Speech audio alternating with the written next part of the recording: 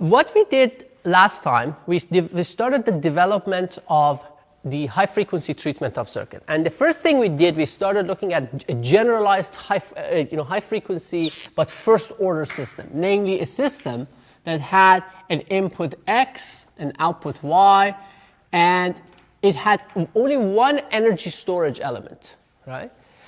Which could be an inductor or a capacitor, right? So, and then what we did, we abstracted it out. We basically called it, let's say, element C1, or it could be an L1. And then the rest of we took it out of the network. So this is a network with no dynamics. And as such, it basically presents, then this whole system has to become a first order system, because if that's the only energy storage element in the system, and then we did the derivation, so we are not going to redo the derivation, of the transfer function. So the transfer function of this thing we saw in general was basically H of S, which is the ratio of the output to input in frequency domain. It's a generalized gain, can be written as H0, and these are superscripts, remember, these are indices. These superscripts are indices, they're not powers, the way in this part of the treatment. H1 tau S over 1 plus tau S, which you can also write, if you factor the H0, the low frequency gain, in this form. You can write it as H1 over H0 tau S over 1 plus tau S. So this we derived last time, right? So we derived it. We made several different kind of like parts of this thing, and and what this does, it reduces the calculation of this transfer function to calculation of 3 low frequency parameters, right? Namely H0, H1, and tau. Where H0 and H1 are what we call transfer constants, as opposed to transfer functions. So this is a transfer function, but this is a transfer constant because it doesn't depend on frequency, right? And a time constant in this case. In general, there will be multiple time constants, as we'll see later, but this is basically a single time constant. So what was H0? H0 was H when the value of the energy storing element, in this case C1, would go to 0, or let's say in this case would be equal to 0. And then H1 is basically the value of the transfer function, or the transfer function in general, when C1 goes to infinity. When this is infinite valued or this is 0 valued. If it was an L, it would be 0 valued and infinite valued too.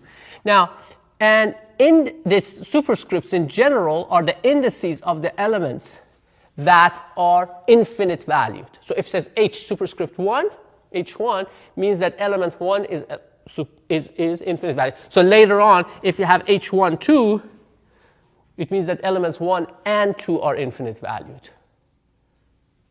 To get familiar with that notation. And if it's 0, it means that nothing is infinite valued, if the superscript is 0, right? So now infinite being infinite valued, it means a different thing for, or 0 valued, it means different things for capacitors or inductors, right? For a capacitor, being 0 valued means what?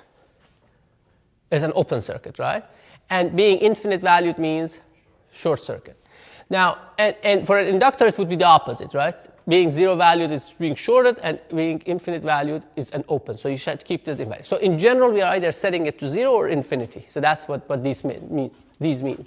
Now, and tau is the time constant associated with the circuit, which would be determined by the capacitor in this case, or what we call R0 or R10, because its capacitor is index C1. Now, and what is this R10? Is the resistance seen looking into those ports where the capacitor is connected, with all the independent sources, including the input, being 0 valued, being nulled, right? Meaning that if you have a voltage source here, you short it. If you have a independent current source somewhere inside, you open it. You do all sorts of things and see what's the resistance you see across. So with these, but what you can see is that all 3 of these calculations are low frequency calculations, right? In the case of an inductor, this would be, of course, tau would be L1 over R10. Because it's L over R, the time constant associated with the inductor, right? and for capacitor is RC. So these are the things that we did last time. And we started doing a few simple examples, mostly with the passive R's and C's. So now we are going to do a few more examples of how this is applied to first order system. And you can see that you can actually get a lot of information even from the first order treatment. And then you will expand it and generalize it to multiple capacitors and inductors and see how it's applied. And you see that once you learn how to use it, it's actually a pretty convenient and fast way of doing things. So as a first example, let's say, let's try to do a couple of actual transistor circuits, right? So let's first let's say we do a analyze. So let's just keep this here.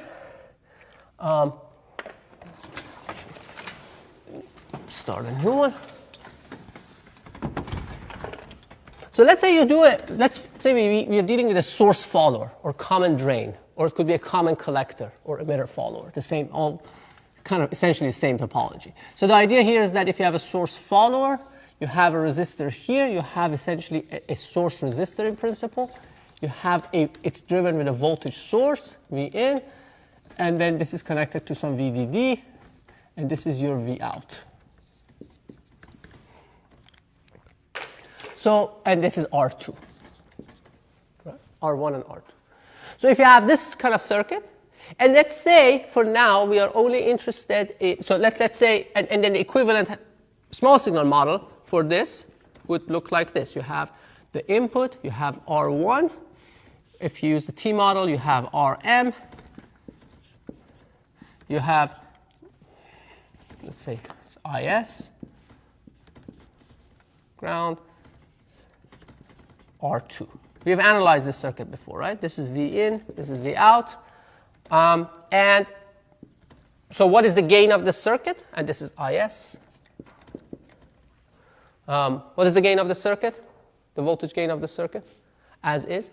Well, the first thing to answer is that you want to see if there's a voltage here drop across this R1, right? If it was indeed an actual classic MOSFET, what would this current be? That's 0. So what is the voltage across this guy? 0. So this voltage and that voltage are the same. So then, if this voltage is VI and this is VO, how do you determine the relationship between VI and VO? It's the resistive divider, right? It's R2 divided by Rm plus R2.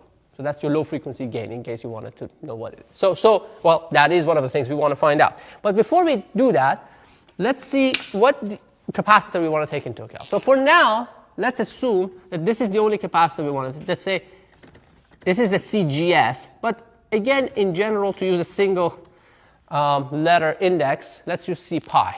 Let's call it C pi, kind of similar to what it would be in bipolar. It doesn't matter what we call it, because then if you use it as pi as the index, then you can have H pi and whatever, as opposed to CGS, then you would have 2 letters that you have to deal with. So this is what we are trying to analyze. We are trying to find the transfer function from this input to that output and see how it behaves. So there are 3 things we need to calculate. The first one we kind of almost did already. So the first one was H0, the low frequency transfer function, namely when this capacitor is 0 valued. When it's 0 valued, it is what? It's open circuited, right? So we already make that argument what the gain is, right? It's this resistive divider. So that transfer function is R2 over R2 plus Rm. How about H1? H1 is when this guy is, it should be H pi actually, in this case. H pi, right? Because it's the index of this guy, right? So H pi, when C pi is infinite valued, is what? When you basically you short circuit this, if I short circuit this, what is the input and output relationship? If this is short circuited, what is Is? Yeah, because this voltage is 0, right? So this is 0, so this doesn't matter, it becomes open circuit. What are you left with? You have only the R1 and R2, right? If I short circuit it here, you have a resistive divider, R1 and R2. Will look like that. If this is shorted, right? So this is the resistive divider. So what is the gain of this thing? It's R2 over R1 plus R2. Right? Now, and you can see these calculations are actually pretty straightforward. because you're short-circuiting stuff, so you're taking stuff out. And then there's one more thing that we need to calculate, which is the resistance seen here, right? It would be, in our notation, it would be called R pi 0, right? So R pi 0 is the resistance that's seen by this capacitor when the independent sources are nulled.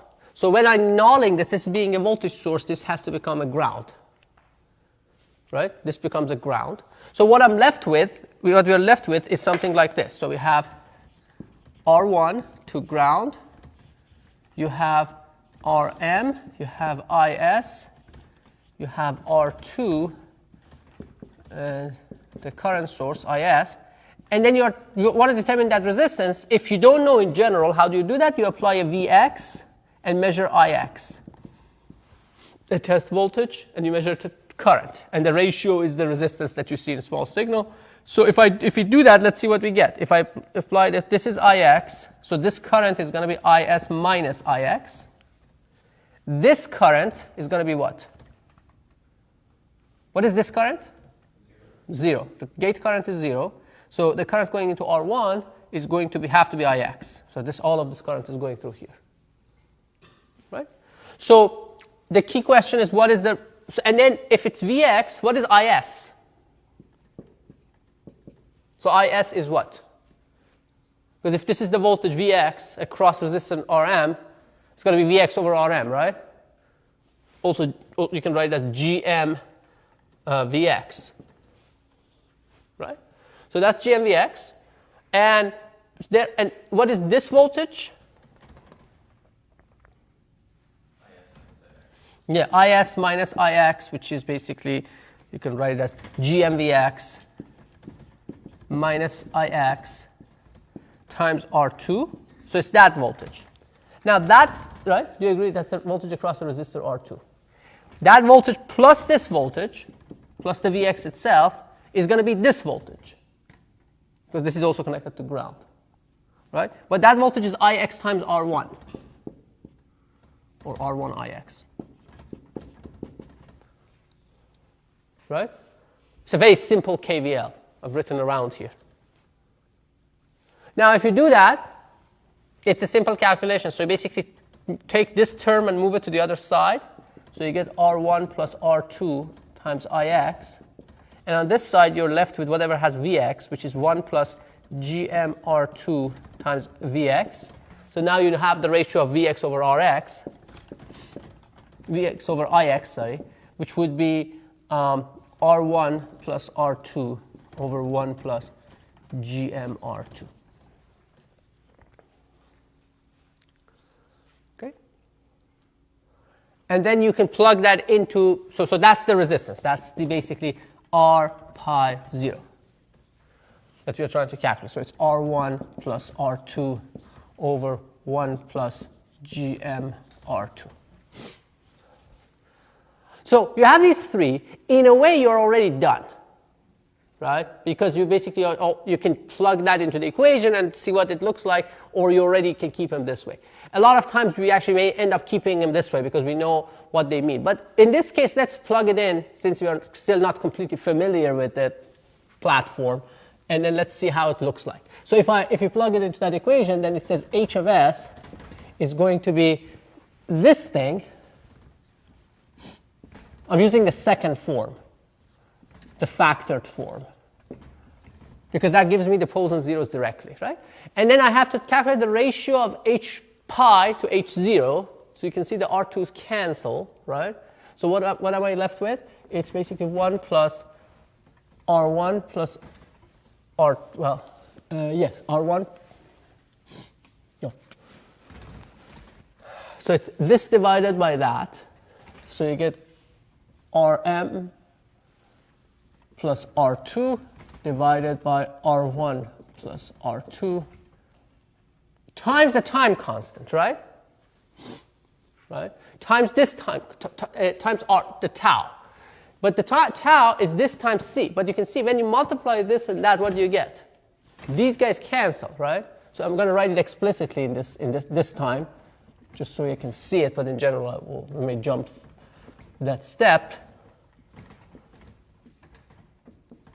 S divided by 1 plus whatever, R pi 0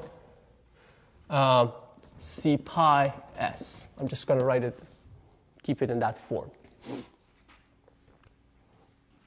So what do we get? Well, these guys cancel, obviously. So you will end up with something like an R2 over R2 plus Rm. Again, some of these steps may not be completely necessary all the time. So what happens here is that, of course, this is that, but you can simplify this because you can multiply both the numerator, the denominator by Rm. So you get Rm plus R2 in the denominator. That cancels this Rm plus R2. So all that's left is going to be Rm C pi S divided by 1 plus R pi 0 C pi S. Right? So it simplifies to that. And then what you see from this is that there's a 0 and a pole. Right? Where's the 0? The 0 is roughly around gm over c pi. Well, it's not roughly, it's exactly a gm over c pi. And then, and the pole frequency is 1 over, well, negative that, and the negative here, r pi 0 c pi.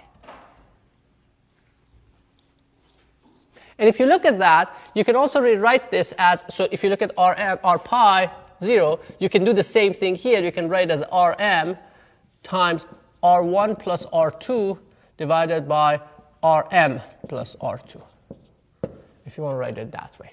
And you can use either one of the forms.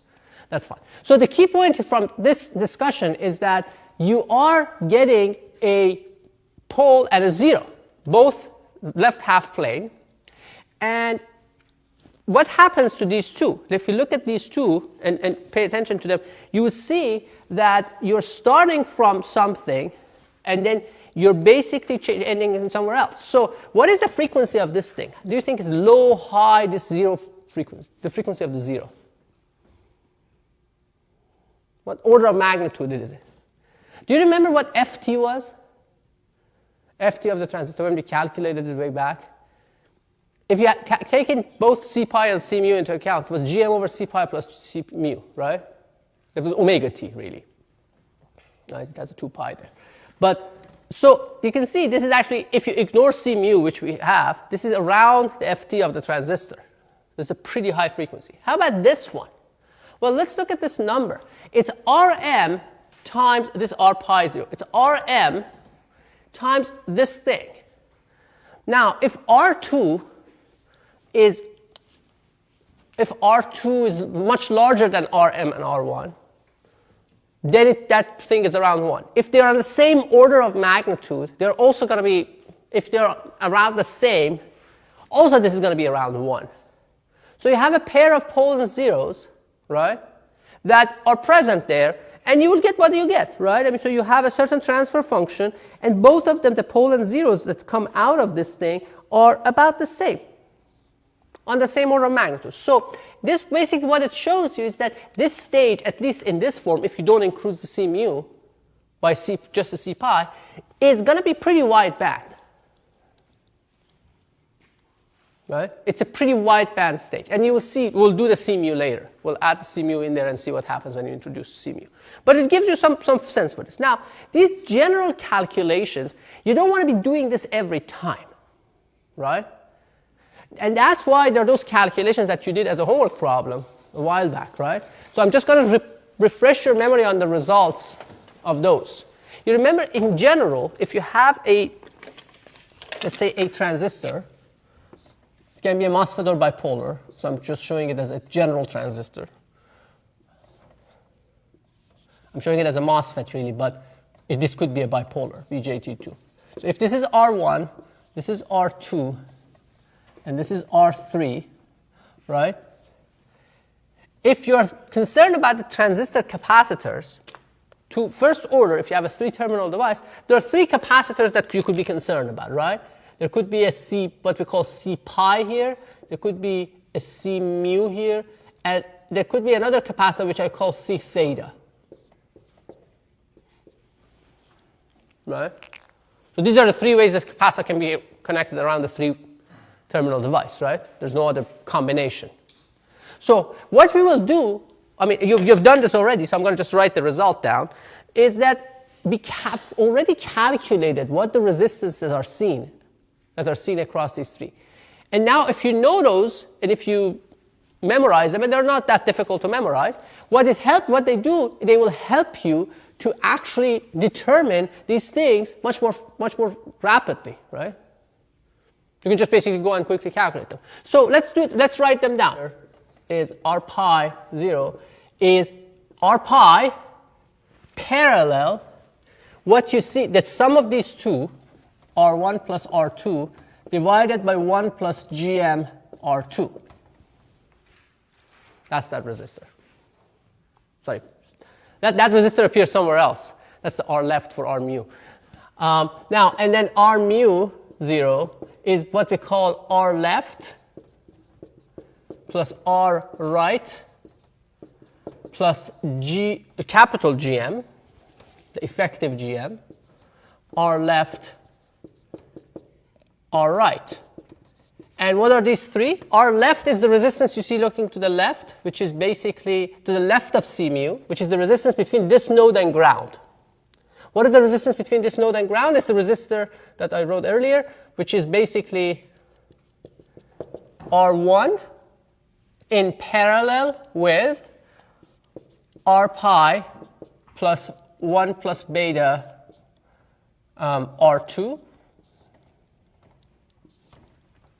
Right? Because if you think about what is the resistance between this node and ground, is R1 on this side, and you see whatever you have here, R pi plus 1 plus beta R2.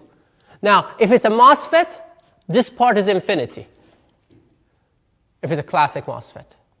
So you will end up only with R1. And now R right is what? R right is the resistance you see on this side. In this case, it's just basically R3.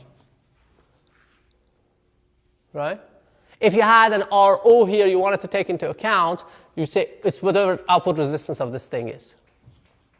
This would be RO times 1 plus GM R3. Right? In most of these calculations, we drop RO, because usually you're dealing with smaller resistors than RO. But again, if you want to take that into account, you can take it. And then if you have, and the third resistor, which is R theta 0, is approximately, if you assume it's a large beta, is going to be this resistor plus that resistor scaled by 1 plus GM R2.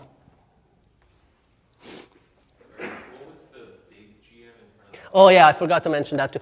Okay, and this big GM is the GM of the transistor scaled by 1 plus GM R2, which you can also write as 1 over Rm plus R2. Yeah, thank you. So these are the 3 parameters that goes in there. So what you do, you have for C mu, which is the longest one, is the R left, which is the resistance on the left side connected to its left side to ground, plus R right, which is the resistance on its right-hand side to ground, plus GM, effective GM, which is this thing, times the product of the two. And you will see, I mean, in practice, these are relatively easy to calculate when you get to it. So these are useful things to remember and know.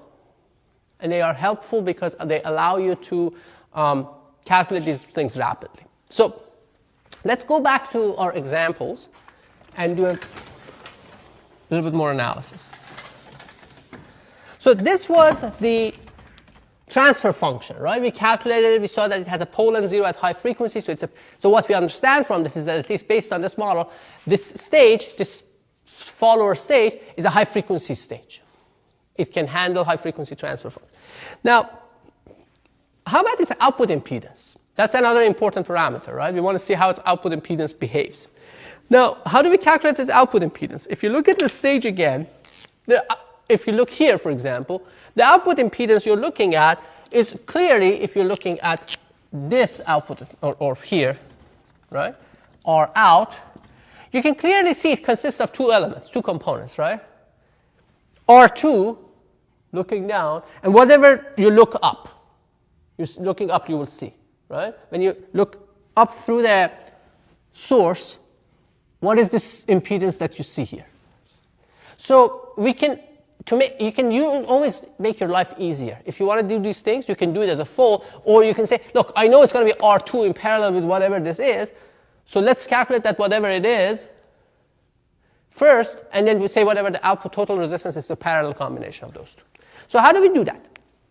We need to find the output resistance of this thing. So let's draw this circuit. So what we are trying to calculate is the output resistance of this circuit.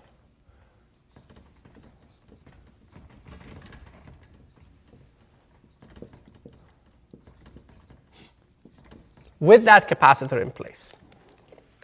Just for now, we are doing first order. So what do we see? So we are interested in what we call it R out prime. Then it would be total R out would be that in parallel with R2. Okay, so what is that resistance? Again, or in general, let's say Z out. So this is what we're calculating, Z out prime. So what is Z out prime? Well, how do we calculate it? It's the same deal. You're trying to calculate a transfer function. This time the transfer function is what? Is the ratio of the voltage of this port to the current of this port. So if you're trying to calculate an impedance, how are you really driving it? If that's the definition. How are we driving it? A current or voltage source specifically? If I'm trying to calculate an impedance, am I driving with a current source or a voltage source? What is the impedance? The ratio of a voltage to a current, right? So the source, the stimulus, is the current. It's in the denominator, right? So it has to be a current source. This is important now because it will affect the time constants. And if you don't do it the right way, it's fine. You can say, I'm calculating, you can apply a voltage source here. But then you will be calculating an admittance. And if you do it correctly for the admittance, you will get also the correct result. But if you start switching around, kind of like from one to the other in halfway through, then you will get into wrong results. So if you're calculating an impedance, you're really driving it with an IX and measuring a VX. And what you're doing, you're really calculating the impedance by calculating that, and that's fine. So what are we calculating? So let's find out. There are three things we need to calculate. Like any transfer function, right? We need the Z0, or Z pi 0, really. Oh, no, sorry, not Z pi 0. Z0. What is Z0? It's the output impedance when the element is zero valued, meaning the capacitor is open circuited, right? What do you see looking into this when the capacitor is not there, essentially? What is the output impedance when the capacitor is not seen? If it's a MOSFET, what would you see? Do you see the effect of R1 at all? No, right? Because that current is zero. So in other words, another way to think about it is that beta is infinity. You remember the reflection rule? We could take stuff from base to emitter and divide them by beta. So if you divide it by infinity, it's going to be zero. If it were a bipolar transistor, what would you see? You see alpha Rm plus R1 divided by 1 plus beta. Okay, so we know what it is. Let's keep things simple for now. So what is Z0? If it were a MOSFET? Rm. Right? What is Z pi? This means that the element pi, which is C pi, is infinite valued, meaning short circuited. So what is that? What do you see looking from the output if that's short circuited? R1, right? Is it clear? When you see R1? Because this is short circuited, this current source becomes open because IS is 0, and then you see all you see is R1. So you see R1. And then, so you can see the calculation is pretty straightforward now, right? And then the last thing you need to do is to calculate its R pi, or R pi 0. This is not necessarily the same thing as that because it's a different network now. We've changed it, right? We have to calculate this again. But it's pretty straightforward. So what is the rule for calculating that? You null all the independent sources. So when you null the source, what happens? You're open circuiting it, right? It's not there. So what do you see? What do you see looking across here? What does C pi see?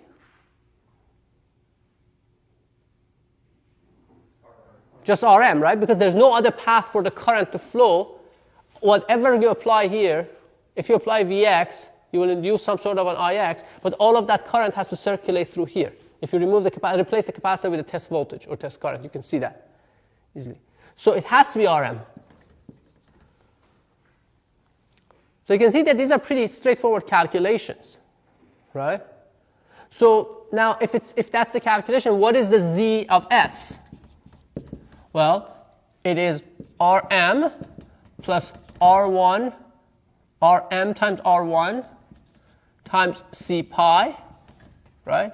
S divided by 1 plus Rm C pi S, right? Do you see this? Look at that equation, if it's challenging. It's this thing. Instead of H0, we use Z0. Instead of H1, we use Z1. And tau is basically R0 or R pi 0 times C pi. Right? And then, of course, you can factor Rm, and what you're left with is something like this. R1 C pi S divided by 1 over Rm C pi S. So how does this behave? You have again a pole and a 0, right? Both of them are left half plane. We could have actually told they are left half plane by looking at the sign change of the H1 and H0, and we'll get to that in a little bit more detail in a second. But that's what it is, right? So what do we have? What is the transfer function? How does this look versus frequency? If I do a Bode plot of Z of j omega log of that versus delta omega, or log of omega naught, right? What does it look like? Well, you have a pole and you have a 0. Which one happens first? Which one happens first? Well, it depends on the relative value of Rm and R1. Typically, if this transistor is properly biased, R1 can be large. If R1, let's say, is larger than Rm, and this doesn't have to be necessarily the case, what happens? Let's look at that, and then we can look at the other part. If R1 is greater than Rm, what do you start with at, right? You start at which one? If S is 0, you start at Rm, right? At 0 frequency, you start at Rm. So your transfer function starts over here at Rm, well, 20 log of Rm, but I'm just going to show it as Rm. And then if its R1 is greater than that, it's going to go to some other value, R1, right? Because at infinity, when S goes to infinity, you can see this reduces to R1 over Rm. Rm cancel, you get R1, right? So you go from a lower value to a higher value like this. Because this is where you have your, basically that's another way of saying that you have a 0 first and a pole next, right, in that transfer function. Now, what is the element that whose impedance increases with frequency? Inductor, right? So if that condition holds, if you have an R1 that's greater than Rm, in this range, it looks inductive. So a lot of times you may hear that the output impedance of a source follower or emitter follower is inductive. That's what they mean. And this condition needs to hold. Because the other possibility is, so let's make it like this, color-coded, R1 greater than Rm, right? The other possibility is that, for example, Rm is greater than R1. Right? And if that's the case, what do we have? Well, then the opposite will happen, right? Because then this is going to go like whatever Rm is. It's going to go to a different R1, right? And now, how does it look like? It looks capacitive. So this is essentially a function of this thing, but this happens a lot of times. The way you pick values and all those things, that R1 is greater than Rm, because if you are using a proper transistor, you basically have a reasonably low Rm, which means that basically you want to have a large GM. Now, but if you don't have a high enough GM, this may not happen. So it looks inductive. That's what it tells you. Okay? Now, you can actually even try to estimate what that inductance is. Right? How do we estimate that? Well, can we think of something that models this behavior, something that looks like that?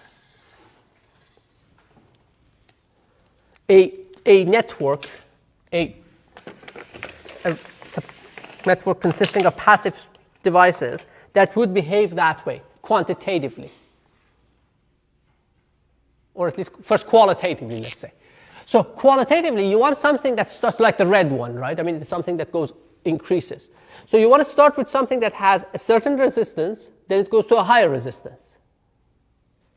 How can we make that? So we want something, one resistor, that is, let's say, if I take one resistor and then put it in parallel with an inductor and another resistor, what would this transfer function look like? What would this equivalent circuit look like? Let's call this RA and RB. What is this impedance like? It starts at RA parallel RB, right? And then it ends at RA, right? Because at very high frequencies, this becomes open. At very low frequencies, this is short. Right? At very low frequencies, this is short, so these are in parallel. At very high frequencies, this is open, so you just see RA. And the parallel combination is going to be smaller than 1, so you get something like this.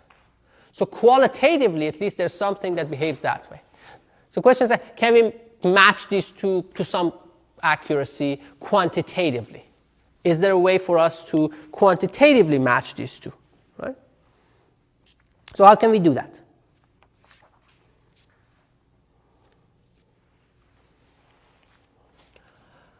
So let's find out what the output resistance, the transfer function of this thing looks like, right? The transfer function of this thing, so let's see if I can map it to that transfer function. Let me rewrite that transfer function here, that impedance.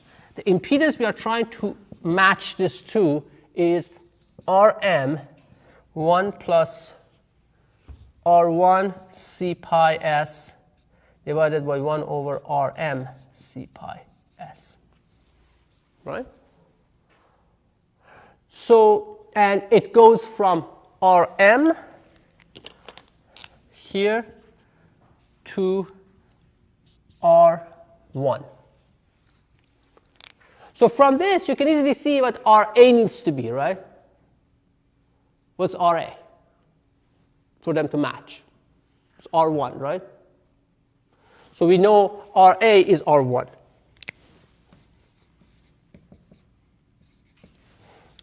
How about RB? Well, we need to make an assumption here. And the assumption we make, so to make it, I mean, you can calculate it exactly, right? If you calculate it exactly, you can put these things in there and do the calculation. So the calculation gives you RB is Rm. If you can write the parallel combination, it's going to be Rm, Rm times Ra over times R1 over R1 minus Rm. Okay? So that's that. So you can write it exactly like this. But if, for example, if now R1 is much greater than Rm, then you can actually ignore this thing, so it becomes roughly Rm. Right? It's a simple algebraic first, one equation, one unknown thing to solve. So you do that, and you get this RB equals Rm. So now you have these two. The question is, what is the inductance, right? How can we calculate the inductance?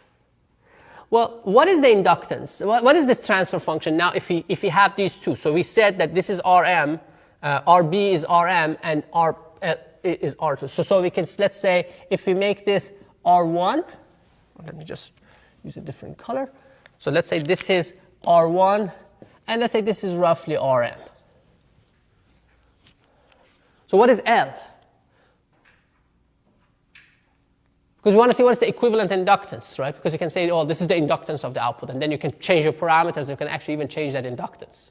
You can actually get something that, from a purely capacitive thing, and a transistor, you can get something that looks inductive. So that could be a useful thing. But anyway, how do we do that? Well, we write the transfer function of this thing, right? The transfer function of this thing, if you write it, approximately, it is the Z equivalent. Okay, let me just write it from here. So you can easily write the transfer function of this thing to be let's call Z equivalent of S. It's going to be approximately Rm times 1 plus L over Rms divided by 1 plus L over R1s. So we look at this and see if it matches this guy, and if you can find the answer to what the parameters are. So what should L be? Is there an L that satisfies both the numerator and denominator in this? Yeah, let's solve this, right? I mean, let's solve the numerator. So if you solve for the numerator, it says basically L over Rm has to be R1 C pi. Therefore, L equals Rm R1 C pi. And now if I plug this into here, what do I get? I get Rm C pi, which is this one. So it satisfies both the numerator and denominator. So that is the L. That's the inductance. The equivalent inductance, L equivalent. It means that the output of this stage, if R1 is much greater than Rm, is going to look like an inductor of this value. So in fact, by just choosing the values of Rm and R1, you can actually tune it to look like an inductance that you want. And this is one of the reasons, so if you use this stage, many times what you will see is that if you, for example, have a stage like this, driven by some source, and it drives some capacitive load, which could be the input of the next transistor, the input capacitance of the next transistor, you look at this node and you will see the step response looks like this. Make it look better. You see ringing, for example. You can see ringing. Although there's no inductance, no explicit inductance, looking into here you will see an inductive impedance, and that can result in ringing. Which you can also use it to produce an inductive response if you need. You can make it some sort of a resonance made of that. Okay. Any questions on that? No? Okay. So let's do another example, just to get a sense. The other stage that we kind of like briefly talked about with C pi, but this time we will talk about C mu, is the common source, the voltage gain of a common source. So let me see. Let me just erase this. Open up some space here. So let's say now we are going to talk about a common source. So you have an R1 and you have an R2 load. So you have V in and V out. And this time, let's just take into account the effect of C mu. That capacitance between CGD, or C, which we call C mu. So the question is that what would that do? What is the effect on this? Again, we can do this, but this time we will do it a little bit faster because we already have some of the key results and we are more familiar with this. So this is R1. This is going to be R pi in general. In the case of a MOSFET, it would be essentially a nothing, right? This is what we call V pi. Then you have the capacitor, you have the I'm using the pi model here. GMV pi, you have R2. This looks like a pretty straightforward circuit, right? So now you have the C mu. We did the C pi version of this thing last time. So what is the, what do we get when we calculate this thing? What do we, what's the transfer function? So it's a V out and V out. So this is V out and V in. So let's do it quickly. So we need to calculate three things, right? What is the transfer function? So let's say H0, when the element is zero valued. What's the gain of the stage from the input to the output? If it's a MOSFET, there's no voltage drop here. If it were bipolar, there would be a voltage divider here, right? There would be an R pi, and then, so you have to calculate from here to there, which would be the voltage division, and then from here. But there's no voltage division here. So this V pi is the same as V in. So it's GMV pi current pulled out of R2, so this becomes negative GMR2, right? We've seen these kind of gains before. So this should not be surprising at all. Now, what is H1 when it's short-circuited? So now we need to short-circuit this and see what the gain is. So basically, this is short-circuited in this case. Or H should, actually, I should call it H mu, not H. I mean, to be consistent. H mu, not H1, which is H1. So what is that gain now? What do you see? So what is this? What do you see? What do you see here? If I have short-circuited these two, you have a current source whose current is proportional to its own voltage. Has another, that element has another name. A resistor, right? What is the resistance of that resistor? Rm. So what is this network like? This network looks like this. R1, Rm, R2. Right? So you're trying to calculate the gain of the transfer function of that thing. And that's pretty straightforward, right? You can say, let's write it this way. So it would be this thing divided by the total. So it would be Rm parallel R2 divided by R1 plus Rm parallel R2.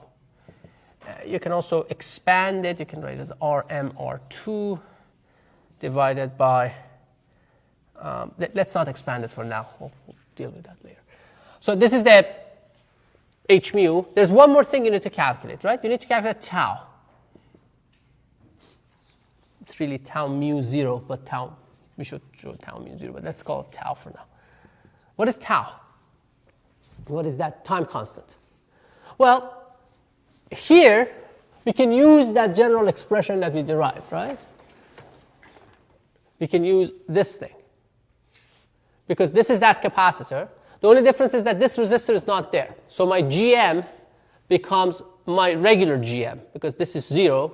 So this becomes capital GM becomes small gm, right? So what I need to do, I need to calculate the R left and R right. So what is R left? What is connected to the left terminal of this capacitor? When I null all the independent sources, what do I see to the left? R1, right? So let's say R0 or R mu 0 is R1. So that's R left, plus R right. What do I see to the right? I see R2, right? That's the only resistance I see. Plus R2, plus GM R1, R2. Right?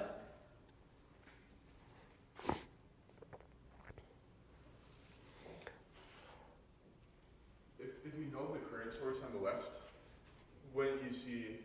The voltage source, you mean, on the left, right? Oh, sorry. Okay. Yeah. Yeah. I got this. Yeah, you got the answer. Yeah. Yeah, because the voltage source, it becomes short circuit. Right? Yeah. That's okay. Yeah, so let's look at this now a little bit more. So let's expand it. So it's Rm over R2 divided by R1 Rm plus R2 Rm plus R1 R2, right? If you expand these things. And if you multiply it by GM, what do you get? You get R2 over R1 plus R2 plus GM R1 R2, right? Now, do you recognize this? The denominator? It's that thing, right? So we can simplify this as R2 over R mu. 0. I mean, these are just simplified algebra, just simplification. So if you do these three, then what is the transfer function? What is h of s? So h of s, you can write it in either form, but you can actually, if you write it in the factored form, which is the better form, it will be negative gm r2, which is h0. I'm factoring this one. Factored from this thing multiplied by tau. But tau is simply r mu 0, this guy that we calculated here, times c mu. So you will see that when you multiply this by tau, these guys cancel, right? So you're left with the r2 c mu. And you basically, and if you factor the r2 c mu and you factor the r2 and you've left an gm, negative gm, so you end up with negative gm over c mu.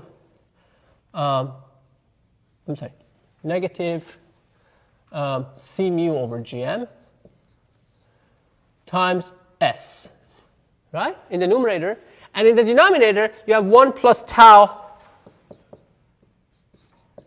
so which basically is r mu 0 c mu s. Right.